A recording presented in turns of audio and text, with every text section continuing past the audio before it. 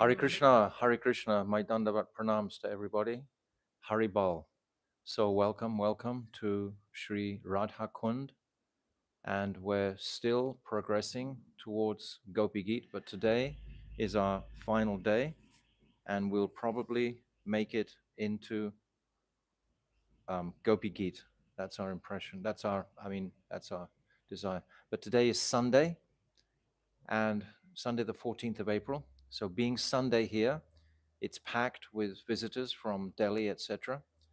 And they often have loud music parties, which we might be influenced by as we go along. So we'll try and be very tolerant and speak louder and do the best we can. It's beyond our control. Okay, so we'll sing Radha Kuntata again and see how we go.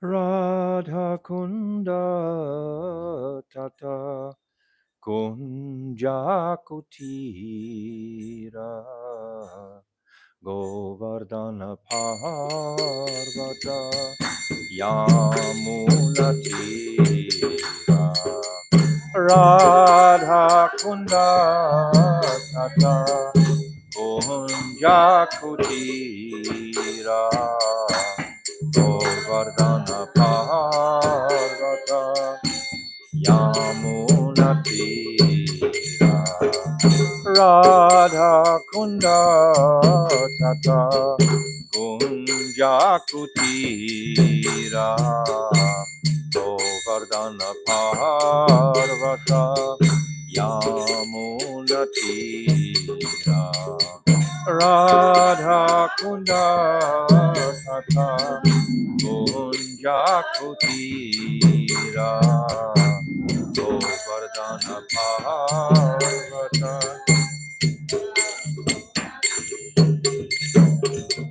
Kusuma Sarovara Manasadanga Kusuma Sarovara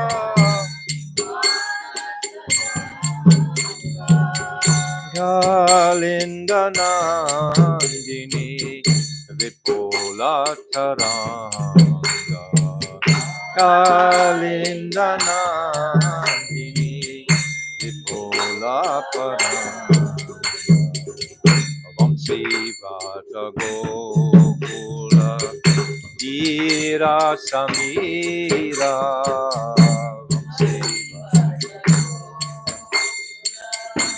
Dira Samira Vrindavana Taru Latika Vanira Vrindavana Taru Latika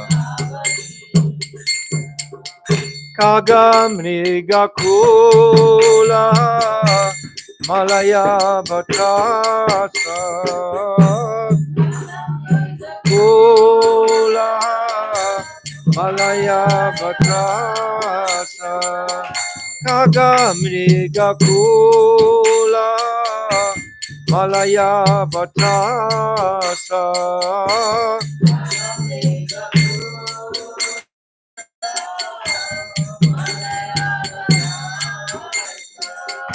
Mayura Brahmara Murali Vilasa Mayura Brahmara Murali Vilasa Venu Shringapada Chinna Megamala Venu Shringapada Chinna Megamala Vasanta Sashanka Shanka Karatala Vasanta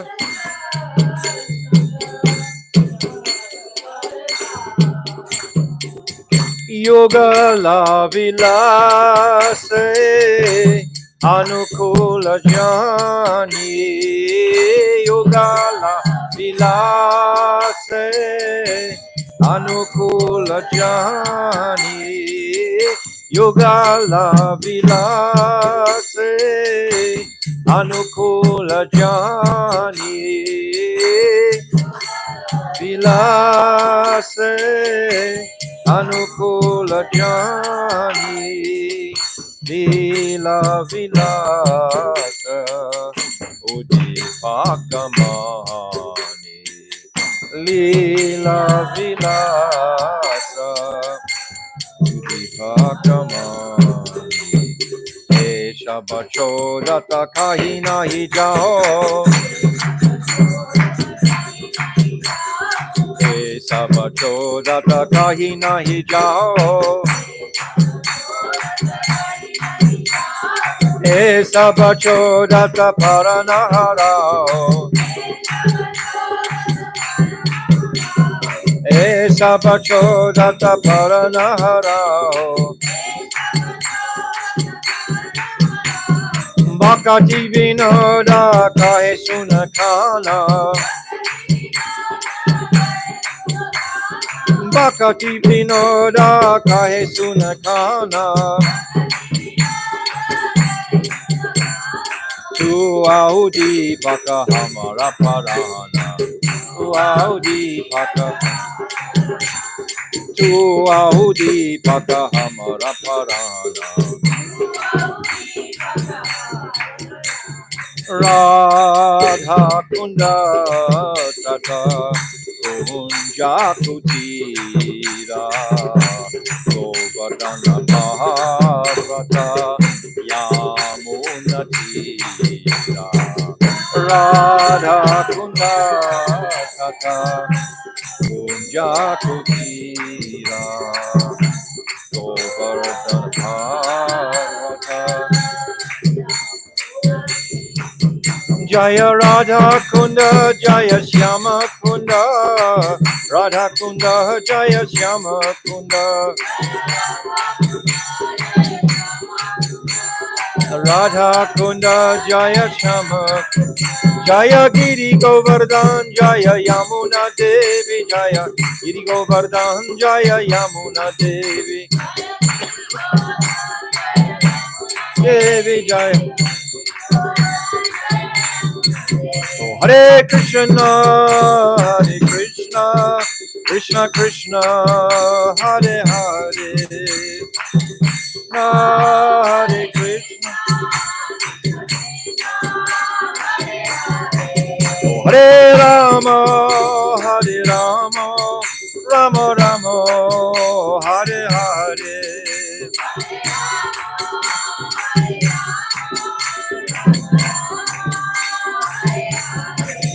Hare Krishna,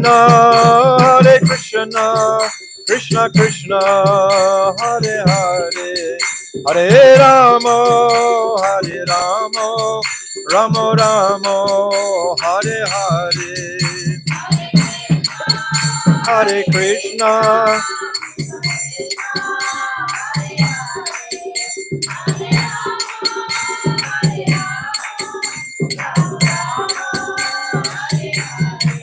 Oh Hare Krishna, Krishna Krishna, Hare Hare, Hare Rama, Rama Rama, Hare Hare, Hare Krishna, Hare Hare, Hare Rama, Hare Hare, oh Hare Bol, Hare Bol, Hare Bol, Gaura Hare Bol.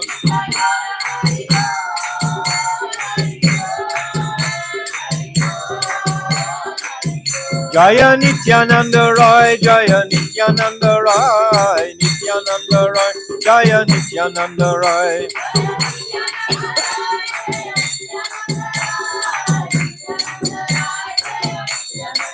Oh Nitai Hey, Nitai Hey, Nitai Hey, oh Nitai Hey.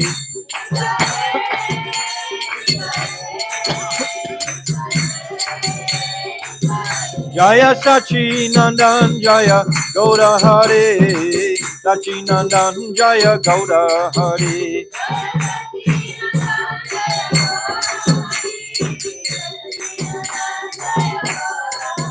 Gauda He Gauda He Gauda He Gauda He Gauda He Gauda He Gauda He Jaya Radha Madana Mohan Radha Madana Mohan Radhe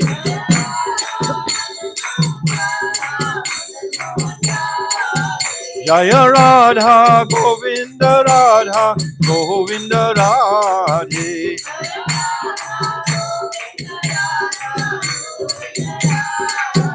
Jaya Radha Gopinata Radha Gopinata Radhe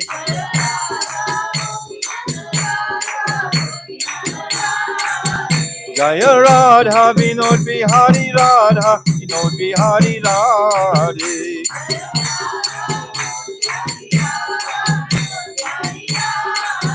Jaya Radhe Jaya Radhe Jaya Radhe Jaya Shri Radhe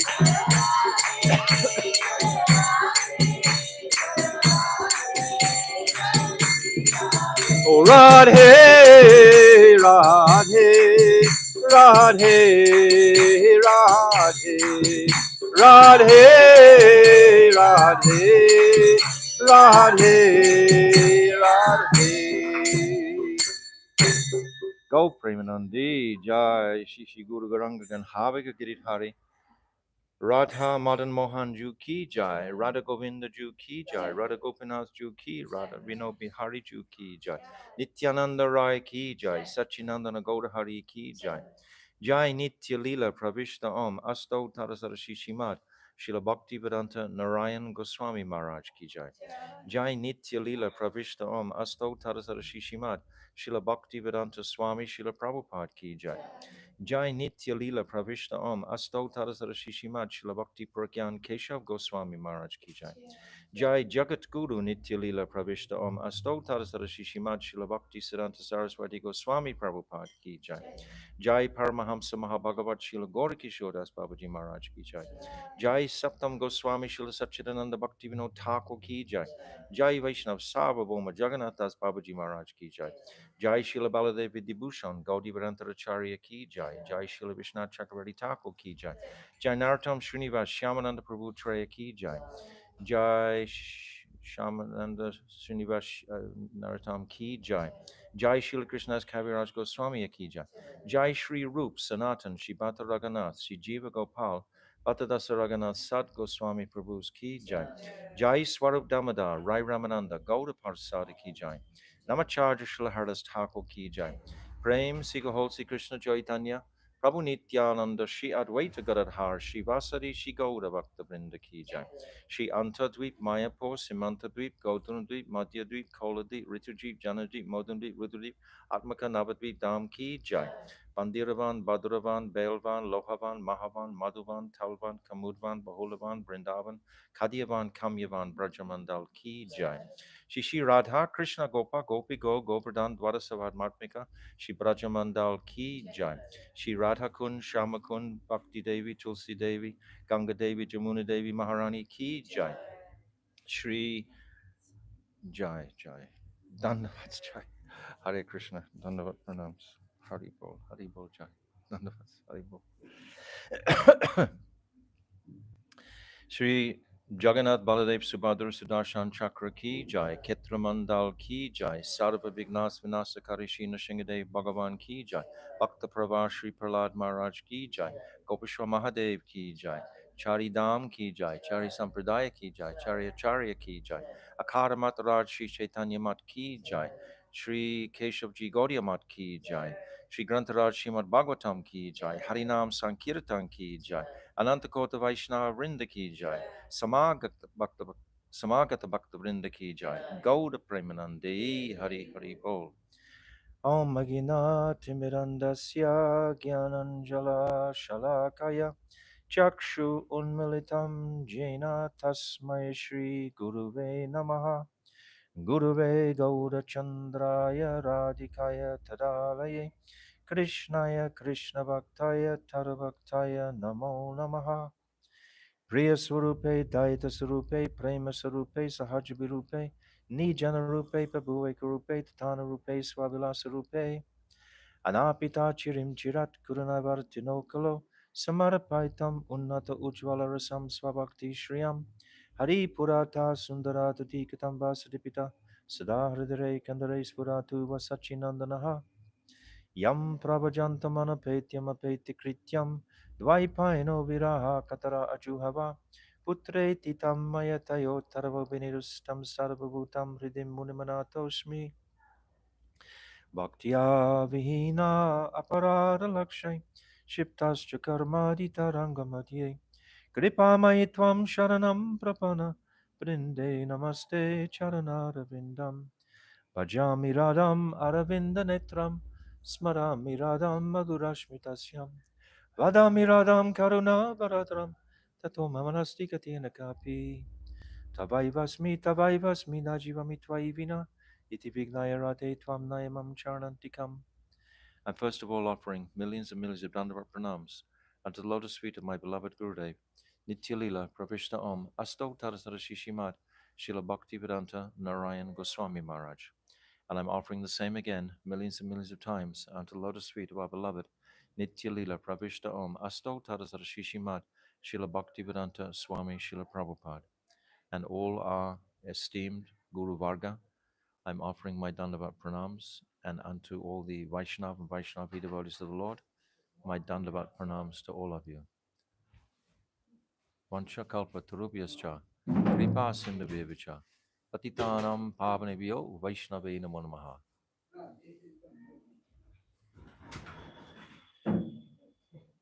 Dandavats, dandavats, dandavats. I think you'll have to close that other door again too, because the music will come. Dandavats, Shamji. Haribol, welcome, welcome, welcome. 2 rickshaws, cabs, 5 calls. No one knew how to get here. I apologize. Yeah, no problem. We got a chair for you. Okay. So today is our last day, and it's Sunday, and it's pretty chaotic outside because there's so many people. So that chaos comes in, but we're going to push it back with the sweetness of Srimad Bhagavatam. Yeah, I think you have to close that door. That no. Oh, he's doing it. Jai, you have to close that door, Jai. Yeah, that's it. Okay, so following our sequence, where we're coming from, I'm going to repeat it again for the last time because this is our final night. So we start our journey with Guru, and the Guru principle is Nityananda Prabhu, the Sandini Shakti. And we read about this beautifully the other day from Jaivadama, how everything is manifesting from the Sandini Shakti. Even Radha and Krishna's bodies are manifesting from this existence potency. This is Tattva. So we have Tattva Vichar and we have Rasa Vichar. There's two different considerations.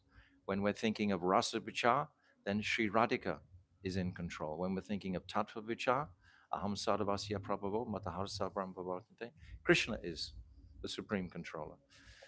So the Guru principle embodied by Nityananda Prabhu, Baladev Prabhu. Today I'll post a beautiful picture of a Baladev deity that is 5,000 years old. We all went to visit today. Was installed by Brajanaba, just in Anayor here. Very tall, beautiful deity. So I'll share with you on the WhatsApp group the picture of Baladev Prabhu. So Baladev Prabhu encompasses all the understanding of, or the nature of Guru Nishta. Why? Because Baladev is that person who demonstrates bhakti initially. He's serving Krishna with every part of his existence. He's serving Krishna in the highest stage of rasa vichar as Ananga Manjari. He serves Krishna as the younger sister of Srimati Radhika. And so he's in that Madhurya Ras or Shringara Ras in that with Krishna. And then he's also in Sakya Ras, he's in Vatsalya Ras as Krishna's elder brother. So he's in all the rasas.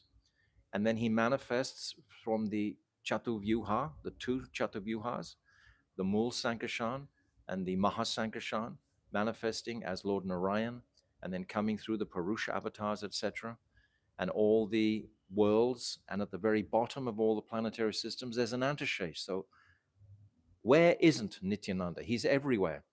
He's everywhere. And that guru principle is there everywhere. So for the sadhak, we have to embrace that guru principle to go forward.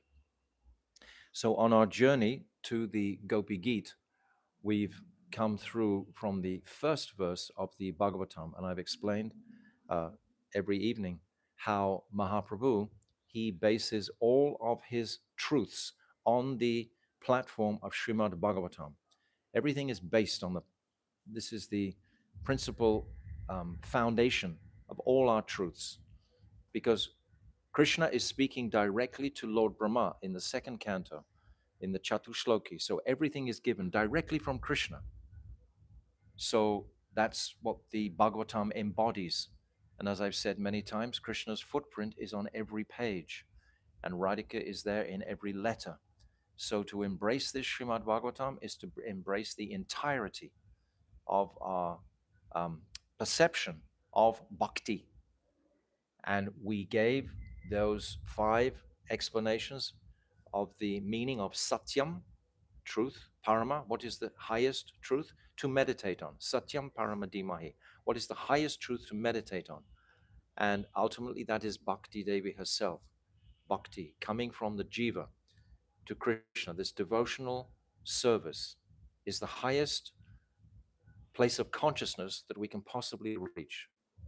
This devotional service, you can't go beyond, but devotional service is multifaceted, we can say. There's many aspects to it. There's many gradations to it. And as we progress, we come to newer and newer platforms of appreciation and understanding. So we come through all the first 9 cantos. And I'll just repeat one more time. So in the first canto, those 19 chapters are introducing us to all the different personalities who we're going to be living with throughout the Bhagavatam. Parikshit Maharaj, Shukadev is introduced. He doesn't make his appearance in the first canto. But then there's Vidura, the 5 Pandavas.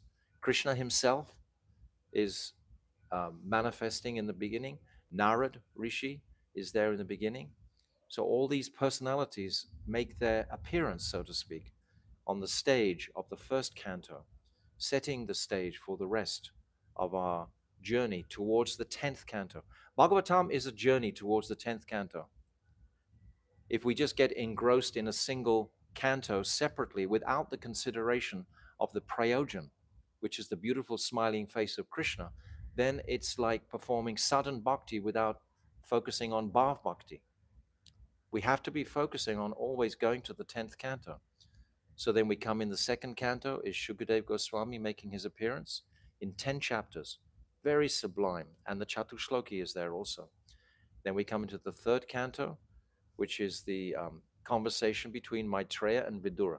This is very, very rasic chapter. We were talking about rasa yesterday. But in this chapter, Uddhav is there. And Uddhav meets Vidura. And Vidura questions Uddhav. And Uddhav goes into a trance for about 40 minutes when he hears these questions related to Krishna and Krishna's family. He's remembering all of the pastime and the association that he had with Krishna. Very intimate association he had with Krishna in Dwarka. And Uddhav is one of the only people who has a window into Vrindavan. He's practically one of the only outsiders, so to speak, that was allowed entrance into Vrindavan. Rohini Ma, she is there and she carries those conceptions into Dwarka. So she will manifest those conceptions from Vrindavan in Dwarka. But Uddhav, he experienced the speciality of the Gopis' prem in this Brahmara Gita. This is in the 46th chapter, 47th chapter of Bhagavatam. And he took that understanding of the gopis' prem to Dwarka. Krishna wanted the Dwarkavasis to understand. They're thinking that their affection and attraction and love for Krishna is the topmost. What does the name Uddhav mean? It means festival of joy. That's what the name Uddhav means, festival of joy. So he has such a nature. He's a disciple of Brihaspati. He's so erudite. And yet when he arrived in Braj, expecting to be able to pacify the gopis' separation, he was just astonished. What was that verse? Ahobhagyam, Nanda Gopa, Rajokshanam, Yan Mitram, Paramananda. What's that? The last line? No sloks here today. Look it up in your book. So I think so. Ahobhagyam, Nanda Gopa, Rajokshanam, Yan no Mitram, Paramanandam, Purnam Brahman, Sanatanam. Yes. He's saying, how fortunate is Nanda Baba in the village of Braj, this Gopa, that he has Krishna in his own courtyard. So Uddhav is saying like this. So now Uddhav in the third canto is speaking to Vidura, and he's got that wealth of association that he's had with Krishna directly. And he's, first of all, he's meditating on that, and then he's sharing this with Vidura. Vidura, of course, didn't know about Braj. He doesn't know about that. He's from Hastinapur. He's from the Kuru family. Vidura is the son of Vyasadeva, actually, but he doesn't know about Madhurya Ras. So we're getting all of these personalities. Some are understanding the nature of Madhurya Ras, and some don't understand it at all, like Queen Kunti. So we should see this Madhurya Ras as a very confidential topic. Sometimes we take it just for granted, because we've been hearing about it for so many years, everyone knows it. They don't know about it. Practically, when Krishna was on the planet, hardly anyone understood the nature of Madhurya, this sweetness. No one understood, except Uddhav a little bit. And my Gurudev describes many times he went there to give his message, but then he was looking at the gopis' love, and he always described that his hat fell off the back of his head because he looks up so high at this mountain of love that the gopis have. So why are we hearing these things? To highlight the exceptional affection, love that the gopis hold for Krishna, which is our path to follow in the footsteps of the gopis. This is what it's all, our journey is about this. So we come through the third canto, and then we have Varahadev, and we have Kapila, Devahuti Sangvad, and then we come into the fourth canto. We have the Yagya of Daksha, and then we have Dhruva Maharaj, then we have Prithu Maharaj, then we have Paranjan in the fourth canto, those principal topics. Dandavats, Prabhu. And then we come to the fifth canto. We have Priyavrata and his pastimes, which are absolutely astonishing. All of this is to heighten our astonishment to this material realm, initially, like in the fifth canto, the cosmic manifestation, just to take us out of this conditioned state of consciousness where we're thinking everything is just bound by what I've learned in school, basically, or through the professors. But actually, it just blasts all that conditioned understanding apart, especially in the fifth canto. And this seed of Achintya Bhav is actually planted, that we don't know what is the supreme ultimate truth, and that it's astonishing, that supreme ultimate truth. It's astonishing. Bhaktivinoda Thakur says, without this Achintya Bhav, then our bhakti cannot Raganuga bhakti cannot flourish, unless we have this expectancy of something absolutely wonderful, something so incredibly beautiful that I've never thought about before. I don't have a what do you call it? Preconceived. Thank you, Stu. Preconceived idea of this. It's all fresh. It's all spontaneous. This is the nature of Ragmag. It has to be fresh and spontaneous. So these seeds are being sown in a very subtle way through the 9 cantos. especially the fifth canto. Shukadev's knowledge of the universe is incredible. We have the one chapter, the movements of the sun, with the seven horses and their names and the rider, Arun. He's a cripple and he's driving the chariot of the sun god. And there's all the, what is it, 1,000 valikas. Huh? Yes, they're all glorifying Suryadev. Yeah, these small thumb-sized personnel. I mean, this has to blow the mind. And approaching this Bhagavatam from the very first chapter, I've personally experienced now, because I've been coaching many people through with this Bhagavatam over the years. And I am so confident that every time someone comes in contact with the first chapter, they get hooked. Always it's the same. There hasn't been a single exception. As soon as they read the first chapter, that's it. Because it's the absolute truth resonating in the core of the heart. That's why. And all those students that have taken to it, they can't turn back from it. It just has to, that momentum just carry through. You understand? It's so potent.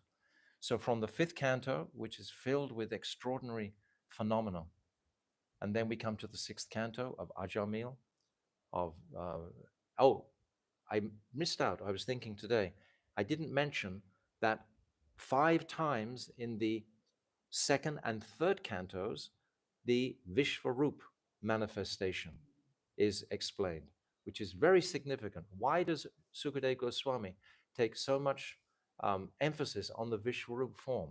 The Vishvarup form is the form of Krishna, but in an imaginary form, that the mountains are his stacks of bones, etc., and the rivers are his veins.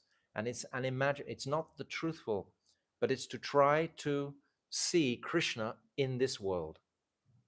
That's why the Vishvarup form is described so many times. So we can see Krishna everywhere we're looking. We can see everything as a part of Krishna. This is Krishna consciousness, to actually set aside this conditioning that we've had from birth. It's like a psyops, it's like a hypnosis. We've been hypnotized from birth to believe this is this, this is this. And actually we find at some point through divine knowledge that actually it's not like that at all. What to speak of when we get into the higher cantos, because then we're going to be discussing the nature of love. And that love that we might have preconceived is nothing like the love that the gopis, for example, have for Krishna. So we come through the sixth canto, Ajamil, Chitraketu, Vritrasura, etc. Really awe-inspiring histories that are described there to inspire the heart in great veneration and respect to the Lord. This has to be there. Respect is a part of love. It's an aspect of love. If respect is there fully and deeply, then love will very simply flow from that point. So this respectful mood towards the Supreme Lord is engendered through these early cantos, sixth canto. Then seventh canto, we have Prahlad Charita. And we can say, awesome nishta that Prahlad demonstrates, being thrown off cliffs, being trampled by elephants. Never for a single second his faith dwindles.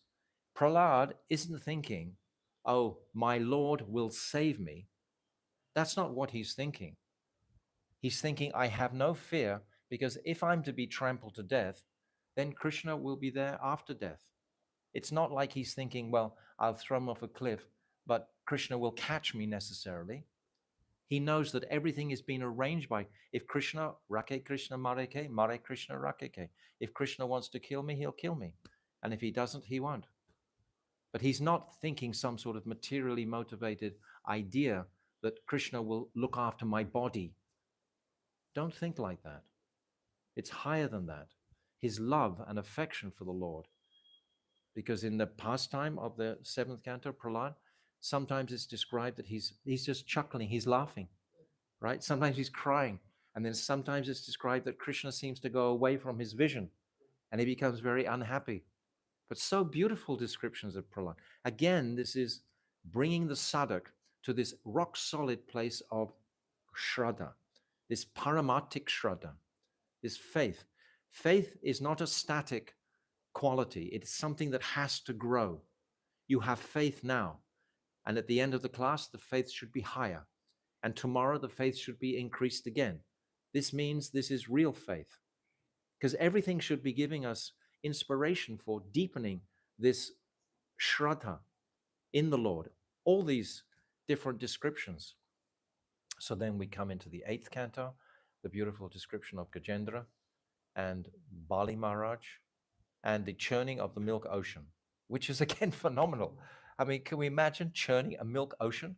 Who's going to say, "Oh yes, I knew about all that before"? No, it's like right out of the box, so to speak, you know. And a lot of people, if they have skepticism, it means their shraddha is weak. It means they don't really have faith that the Supreme Lord is capable of inspiring such a pastime to take place. Even he becomes Kurma to hold up the Mandara mountain that they're churning on. And the huge cosmic snake, Vasuki, is the churning rod. So this is an incredible pastime. And you can't think it's just normal.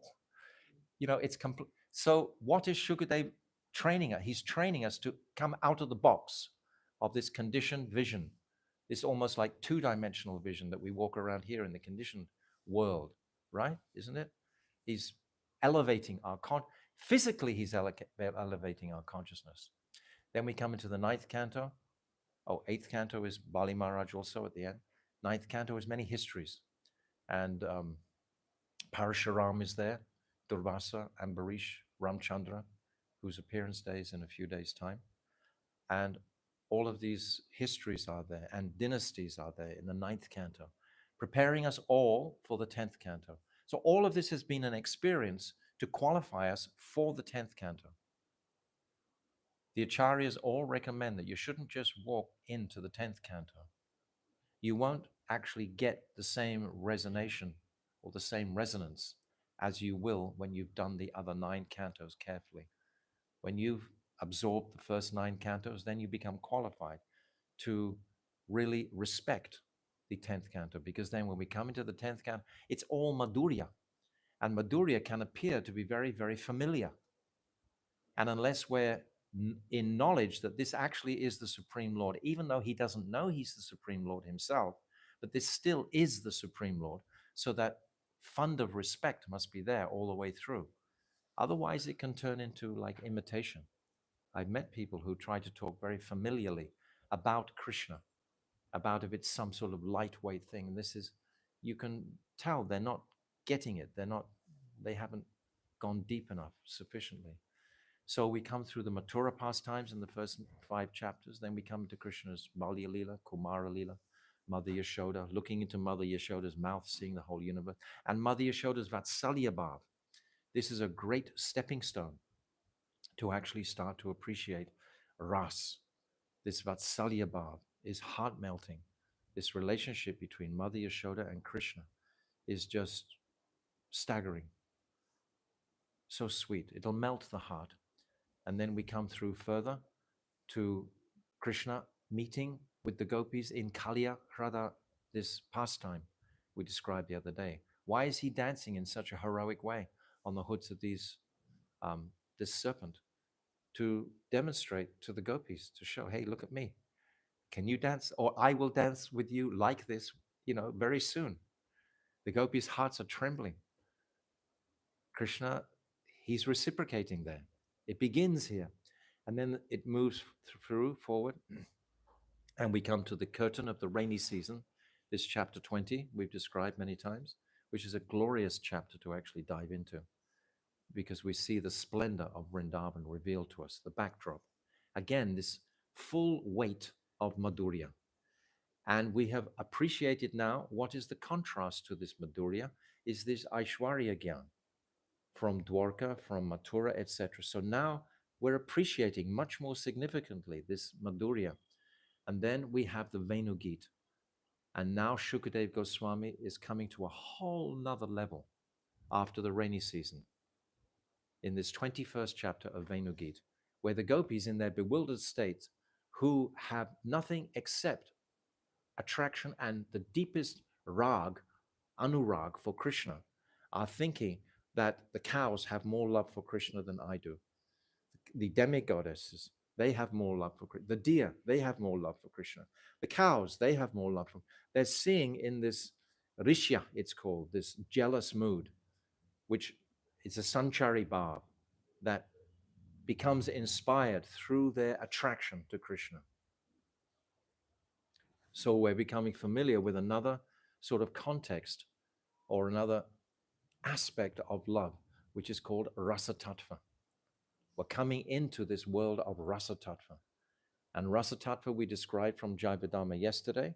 It's the function of bhakti when bhakti becomes most pure. When bhakti devi is most pure, the function of bhakti is this rasa tattva, is this rasa. So to understand rasa is very essential. And there's many, many aspects to it, teachings to it. There's the 5 principal aspects. What is um, anurag? What is anubhav? What is sattvika bhav? What is sanchari bhav? What is vibhav? What is staibhav? And how they all mix together. It's like if you have these, but they're not mixing together. My Gurudev used to describe like if you want to make a nimbu pani and you have the sugar and you have the nimbu and the water, but you don't know how to mix the quantities correctly, you can't relish the drink. So similarly, these aspects of the nature of the jiva, of rasa, they have to be mixed in a specific way according to our individual makeup. Every single individual in existence has a totally separate rasa to anybody else. There's no one in the world who has the same rasa. Exactly. It's like we're all sitting in this room now. Is there anyone who's exactly the same in this room? Just look at all the individuals in this room. Everyone's completely, completely, completely different. No one is the same. So don't try to whitewash it all into one bag. Don't try to say everything's like this or like that. It's not. Everyone is completely separate in their own relationship with Krishna. That's what Krishna wants to taste. He wants to taste your unique, special rasa with him that no one else in existence has. And it's a personal rasa. It's not that we should expect and try to coerce others into thinking how we are, but there is the tattva of it. There is the application of the intelligence to understand what's actually. Rupa Goswami, he's taken all these terminologies from Hindu or Hindi psychology, this rag, anurag, etc. This is all coming from like originally psychology, because it's the psychology of love that he's explaining. Because the tattva has to be there. The intelligence has to be functioning. When the heart, there's the spontaneous attraction of the heart, but there's also the container, which is like the consciousness of the jiva. That has to be contained simultaneously. And then we reach a point where we just let that logic and rational go completely. And then it just becomes total. That's in a very advanced stage. That's in the bhav stage. When we're fully in that bhav stage, then we're no longer concerned so much for the rules and regulations. Although Raghunath Das, who is our Prayojan Acharya, it's described that the lines of the rules and regulations are carved in stone within him, like my Gurudev. My Gurudev was so rasik, and yet he never for a single moment deviated from the conformity to Maryad in his life externally. He was always completely correct in all his behavior at every single moment. It'd never be like he was saying, oh, now I'm going to chill out or something. He was always completely correct according to Shastra. At the same time, that gave him the qualification to speak on the highest topics, because he would always land on such a Shastric platform. Understand? Understand? Has to be like that. There has to be that solidness of um, tattva. He didn't have to endeavor because he was on the Swarasiki platform.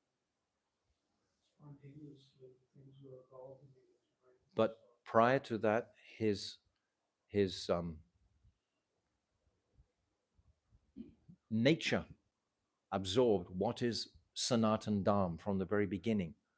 There was no breaking away from that. That foundation is what I'm talking about. It doesn't become upset or imbalanced at any point, because when we actually enter these higher topics, like today we're going to be touching on Gopi Gita, and we're talking about the trembling hearts of their affectionate moods towards Krishna. And Shukadev is describing these, and Rupa Goswami is specifically describing these. Vishwanath Chakravarti Thakur is describing these emotional states. These emotional states are not easy to understand. We can't actually understand them. We can appreciate them. Do you want to let the old man in? He's struggling behind there. Thanks. Thanks. So we come through from Venu Gita, which is the beginning. It's the first Gita.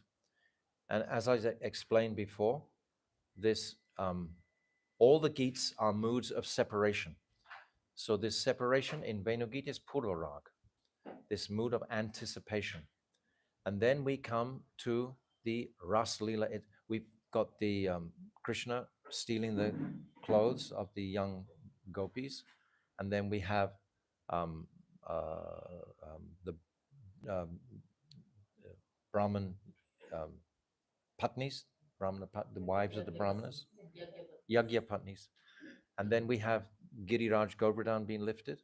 This is the sequence. It's all moving towards this crest jewel of all pastimes in the whole Bhagavatam, which is the Ras Lila. The Ras Lila can never be ignored. And sometimes people practicing devotional service, they don't put so much emphasis on the Ras Lila. It actually becomes intimidating for them because they haven't done the homework of trying to understand the nature of rasa. So therefore, they're not qualified to actually go into that arena of ras. But if we've done our study of Bhakti Rasamrita Sindhu and the Bindu, etc., then we can confidently walk into that arena of rasa with some support from Rupa Goswami and all our Guru Varga. So now we've come to the Pranaya Gita, which I explained yesterday. We went through that again. That is a heart-wrenching Gita, really and truly, where the gopis have been called by Krishna and then sent home, by Krishna, broken their hearts completely. They've given up everything that they have in existence, young girls, and Krishna sent them home. But then they defeat them. We read through all those verses yesterday, how they become defeated.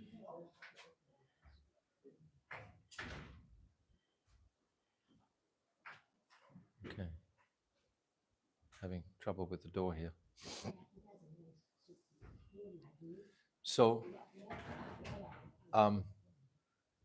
Krishna is happily defeated by the gopis. We described Samartha Rati is the nature of the gopis Rati. It has that potency to control Krishna.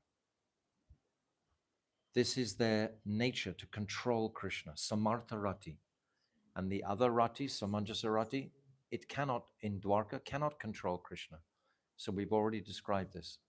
But now, yesterday we concluded with the description of the Ras Lila itself, the introduction to the Ras Lila. And then we have the powerful aspect of Radharani perceiving that she's not sufficiently glorified for her as the center of attraction. The gopis themselves are all beginning to think that actually they are the most fortunate ladies in the universe. They're not relating sufficiently to Srimati Radhika. And Radhika can perceive this.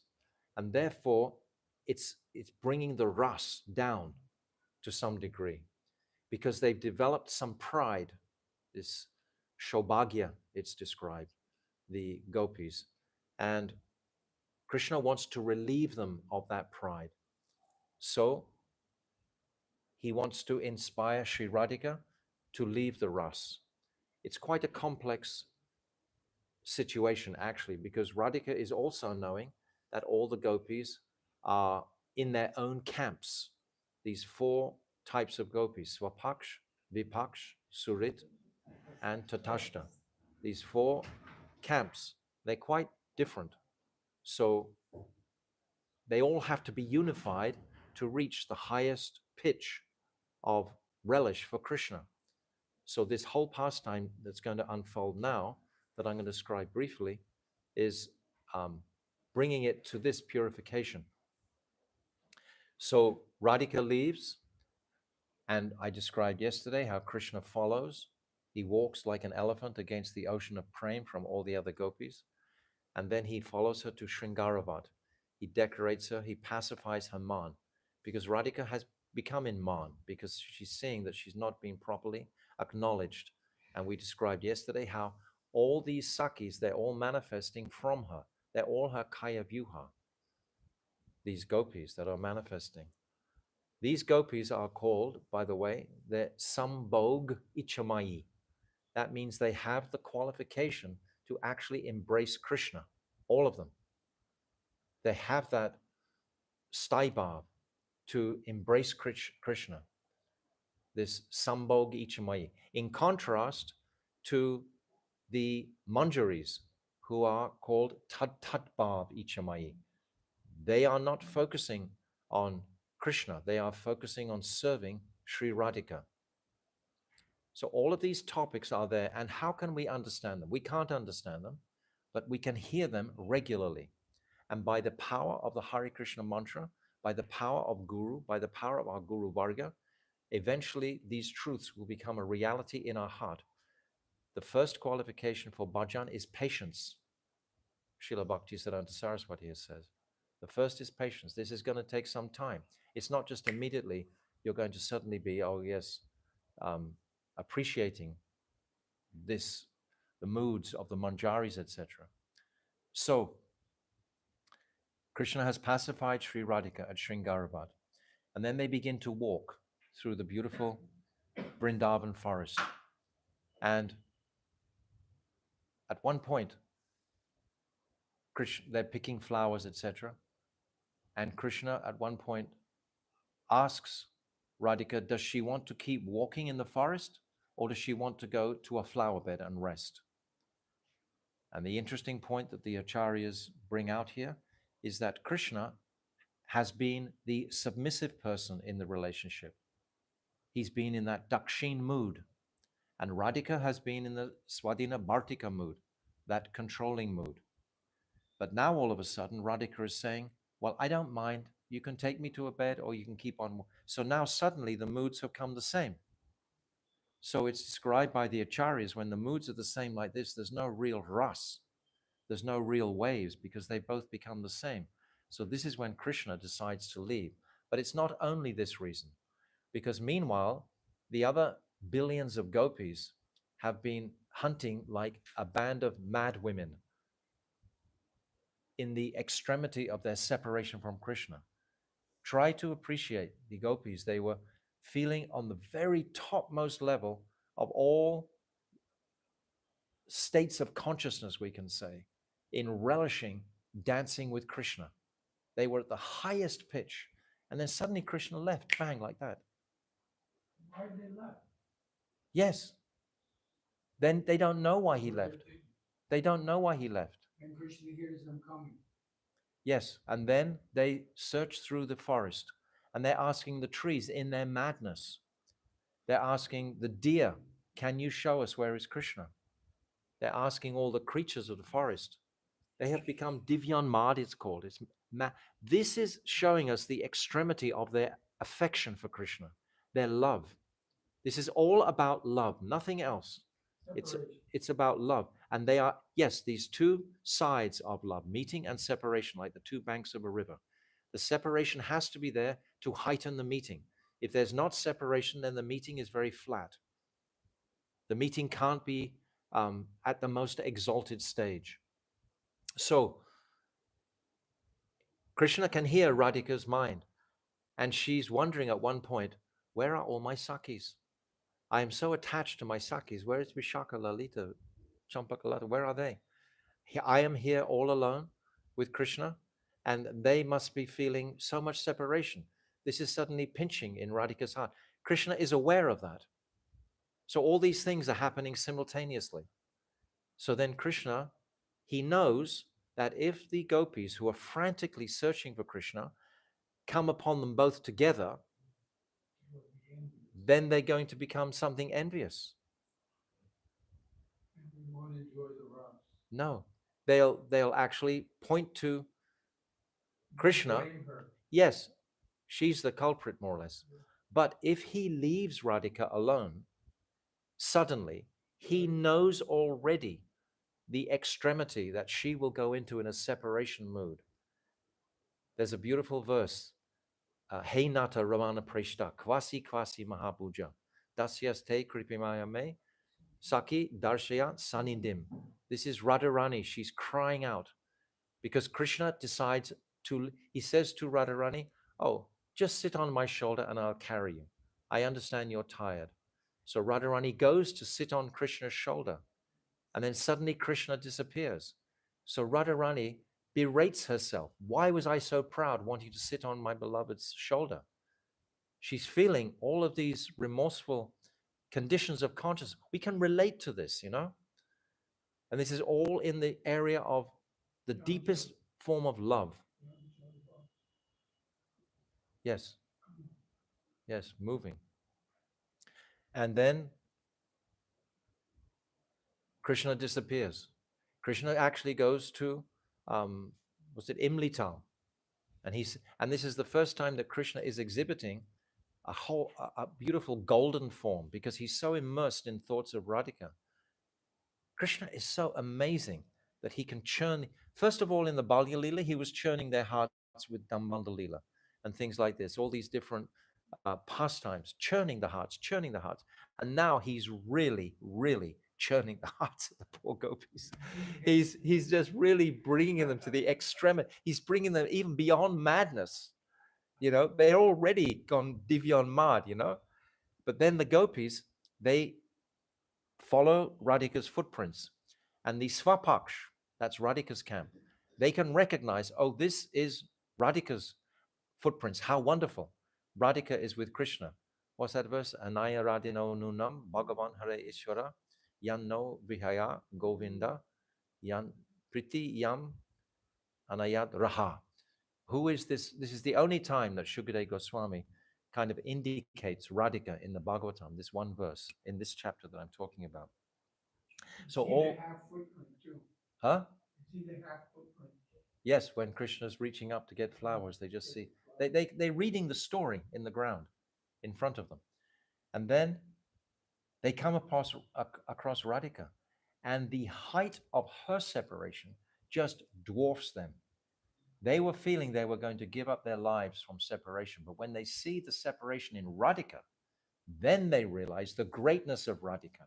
This was the whole purpose of the exercise, for them all to see and witness directly the greatness of Radhika's separation. It so much higher than their separation. Radhika achieves this stage of Mohan and Modan, these highest stages in Mahabhav, where all these sattvika bhavs are blazing, and no one else achieves that same state of consciousness except Radhika. So now, this is what Krishna wanted. He wanted all the gopis to put Radhika in the proper position, the proper perspective. So this pastime has brought that about. Radhika, arranged by Yogamaya, no? Yes, as well. Definitely, Yogamaya is interweaving with everything that's going on. And Yogamaya is coming from the heart of Radhika only to please Krishna.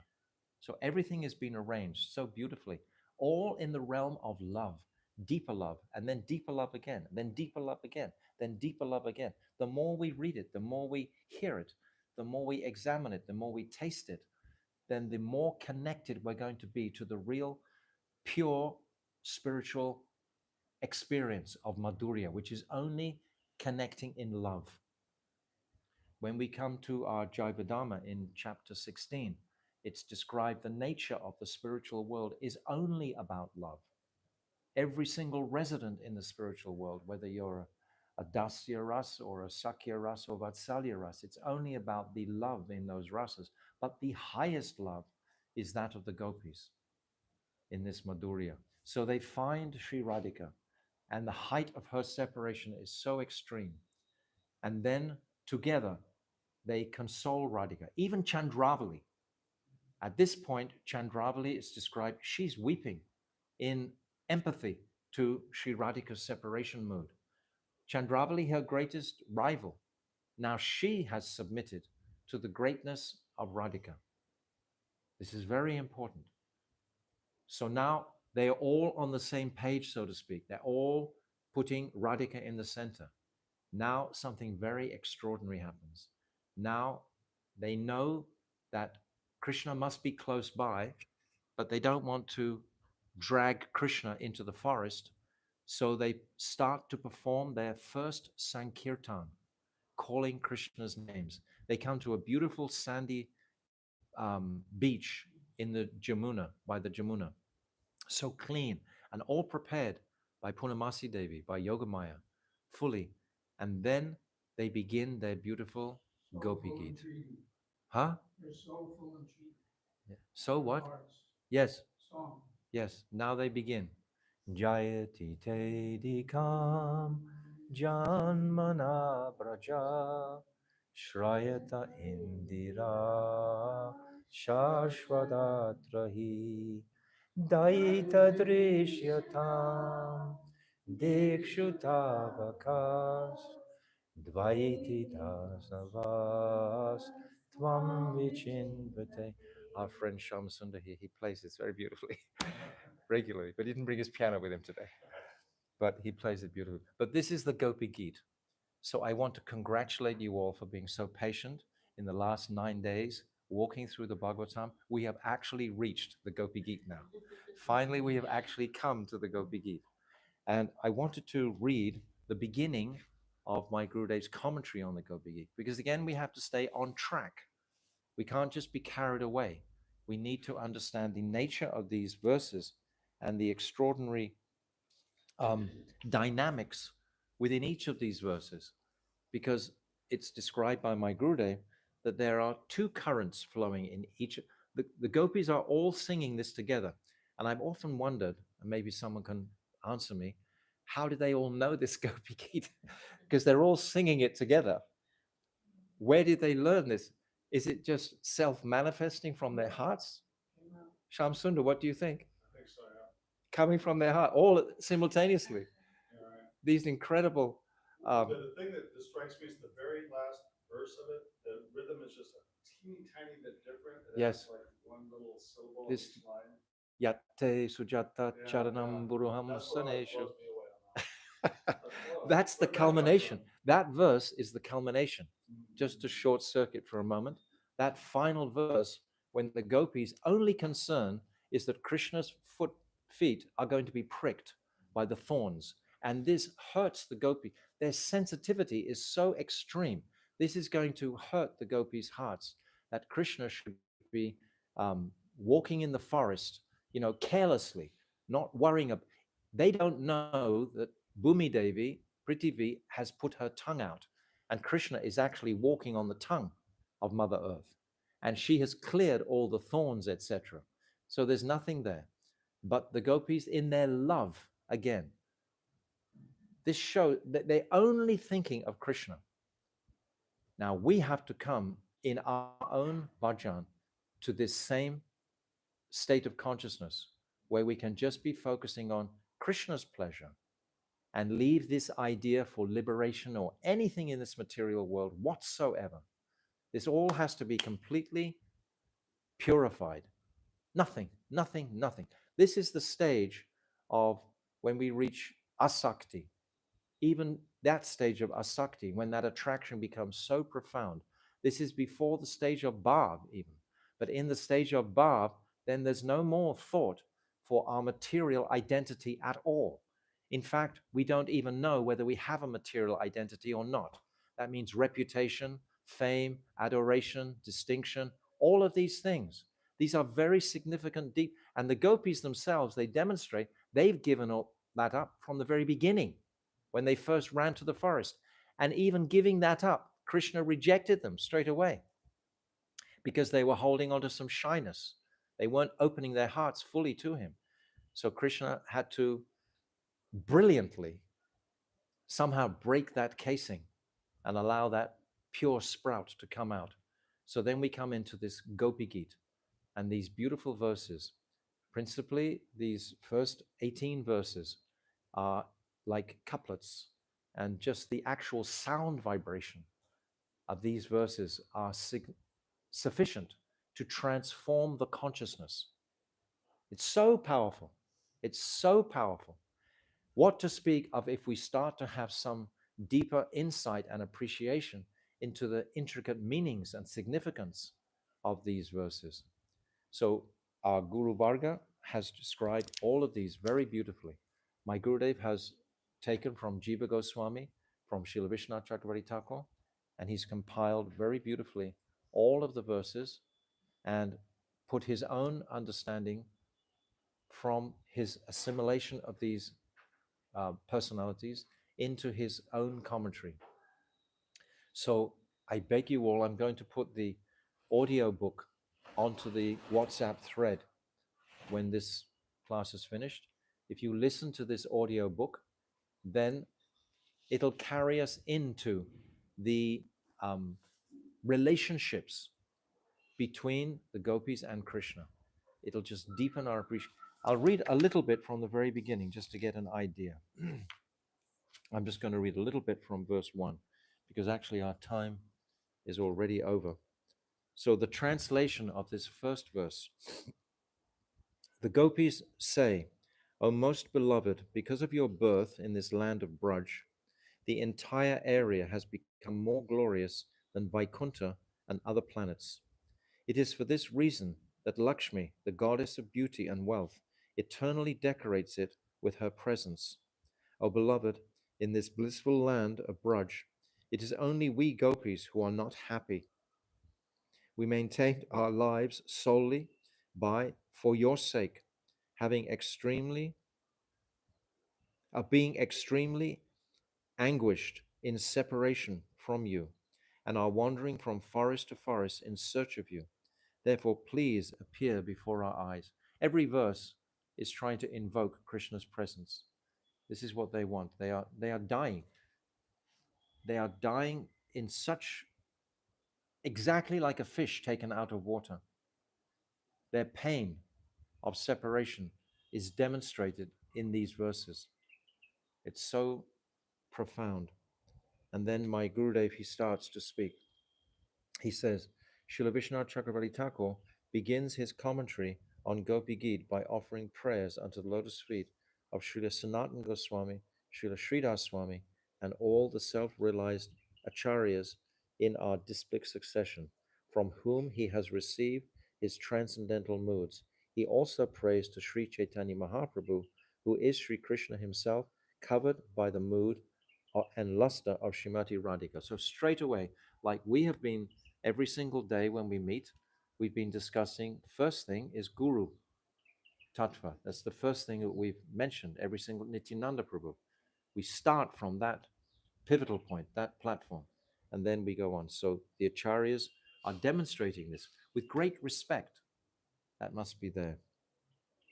Srila Vishwanath Chakravarti Thakur states that one cannot know the confidential sentiments of Gopi Gita without receiving the mercy of the gopis. Without receiving the mercy of the gopis. So we want that mercy from the gopis. Who are the gopis? Lalita, Vishaka, etc. We should immerse our lives in hearing about their nature and pastimes in this Radha Ganadesh Deepika. There's so much beautiful description about each gopi and what are their services, what do they do, how do they act, what's the color of their dresses, etc., what's their moods. And they're all so unique. So to come into this area more often than any other activity in our day, at least to try to ease the consciousness in this area more often.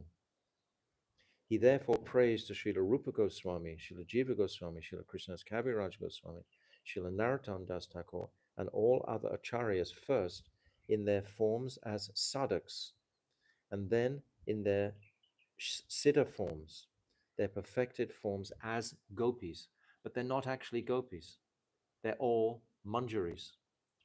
A gopi is a specific adhikar, where she has the adhikar to actually consort directly with Krishna. The manjaris don't have that. Their mood is called bhavalas. Their mood is just focused on sold out service to Sri Radhika.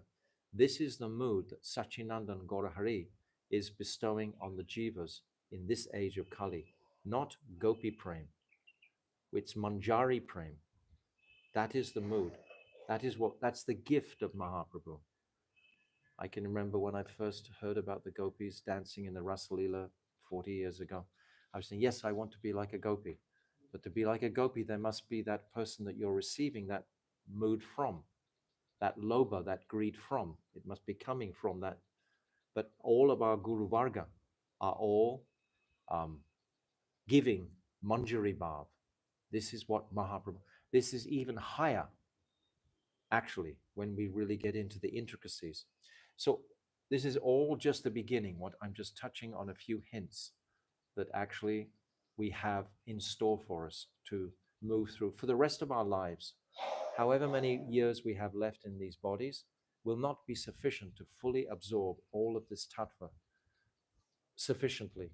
But we have that direction clearly, and it's up to us, each one of us, to either pick up that inspiration because all the ingredients are there, they're just lying around for us to pick up.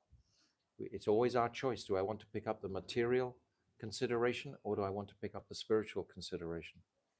So this is the nature of this journey. So I think I'll leave it here.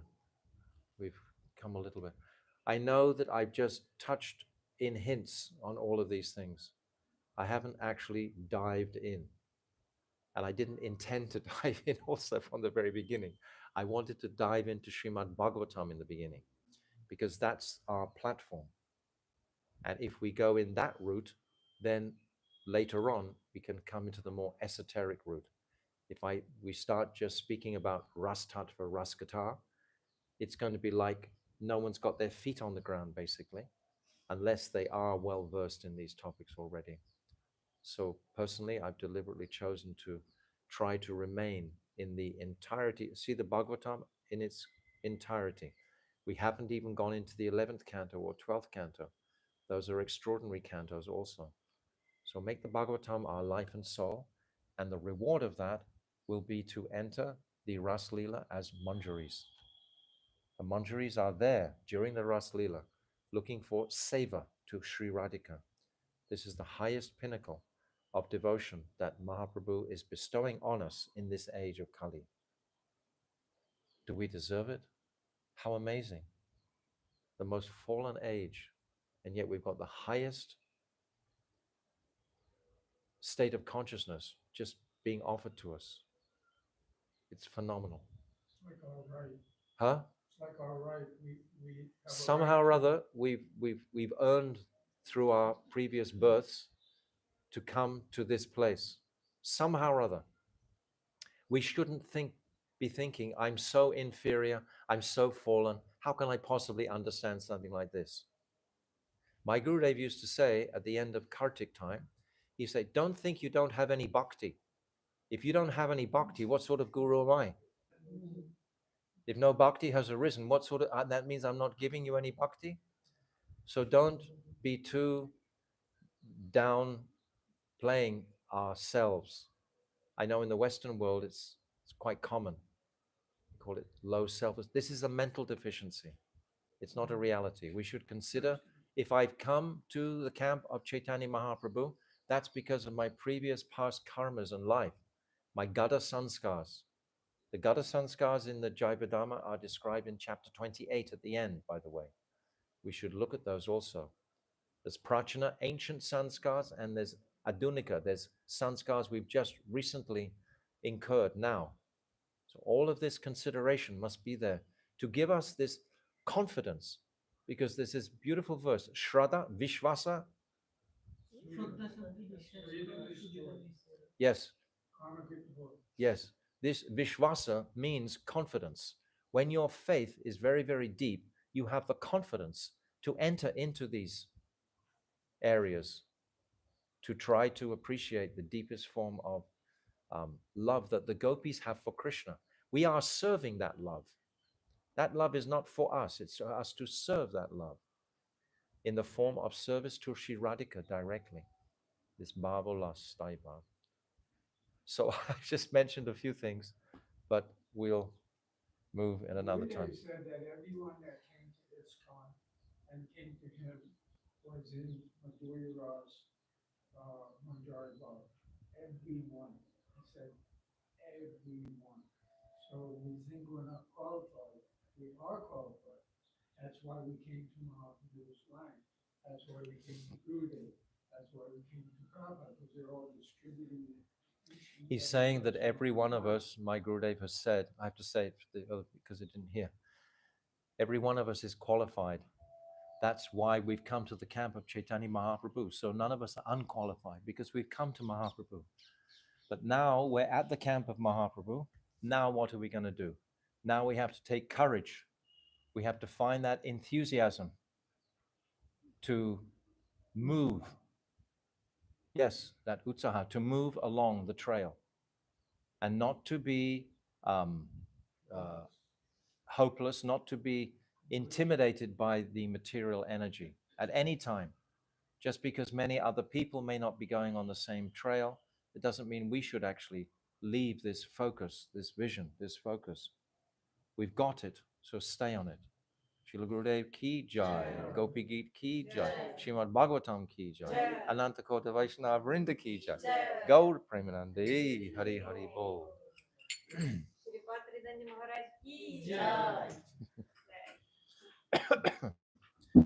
Jai Jai Radha Ramana Hari Bol, Jai Jai Radha Ramana Hari Bol, Jai Jai Radha.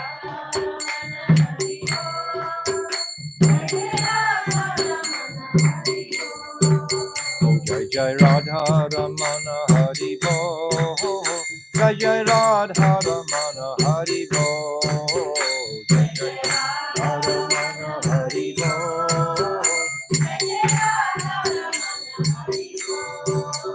Hari Bol, Hari Bol, oh Hari Bol, Hari Bol.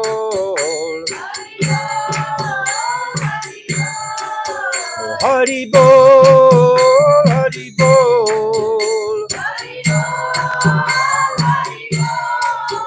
Hari Bol, Hari Bol, Hari Bol, Hari Bol, Hari Bol, Hari Bol,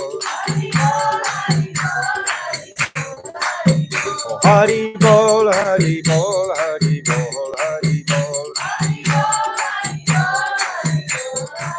Oh Jai Jai Radha Ramana Hari Bol, Jai Jai Radha Ramana Hari Bol, Jai Jai Radha Ramana Hari Bol, Jai Jai Radha Ramana Hari Bol, oh Hari Bol, Hari Bol,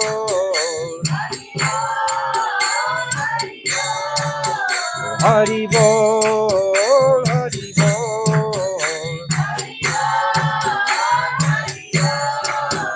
Hari Bol, Hari Bol,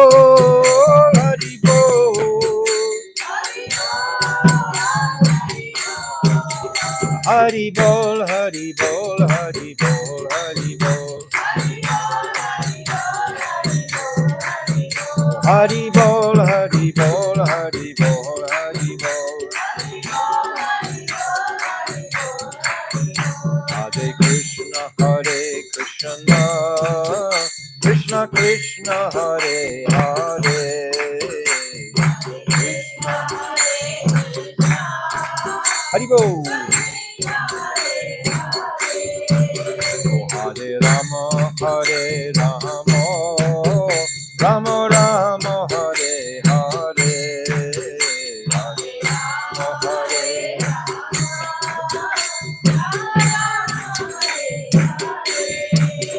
Hare Krishna, Krishna Krishna, Hare Hare, Krishna.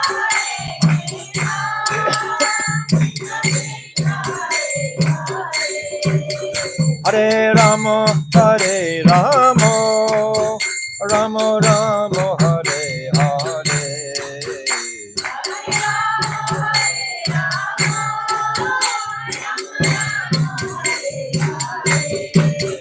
Hare Krishna,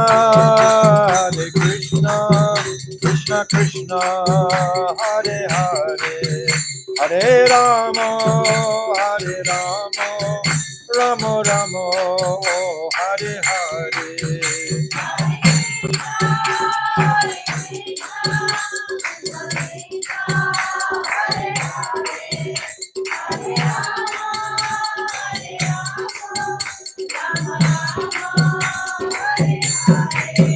Jaya Nitai, Jaya Gaur, Jaya Nitai, Jaya Gaur.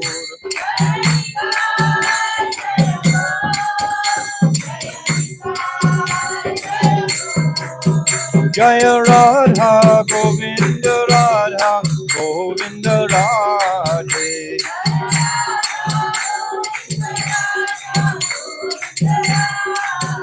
Jaya Vishabhanu Nandini Radhe Radhe, Vishabhanu Nandini Radhe Radhe.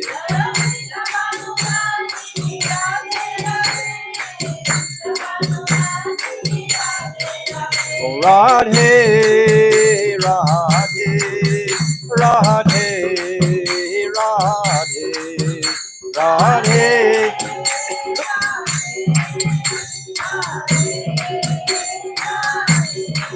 Oh Radhe, Radhe, Radhe, Radhe, Radhe, Radhe, Radhe, Radhe. Rishabhanu Nandini Bhajeshwari Radharani ki jai. Shrimati Radharani ki jai. Shrimati Radharani ki jai. Radha Kund ki jai. Gopi Gita ki jai. Srimad Bhagavatam ki jai. Rupa Nuga Guru Varga ki jai. Ananta Kota Vaishnav Vrinda ki jai. Gauda Premanandi Hari Hari Bol. Vanchakalpa Turubhyascha. Kripa Sindhu Bevacha. Patitanam Pavnibhyo Vaishnave Namo Namaha. Vaishnavas ki jai. Vaishnavas are our life and soul. I just let the camera look at everybody. Everyone there. Jai. Oh, okay. Oops. What happened?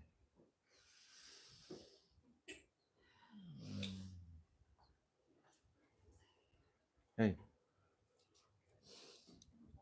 I didn't touch anything yet.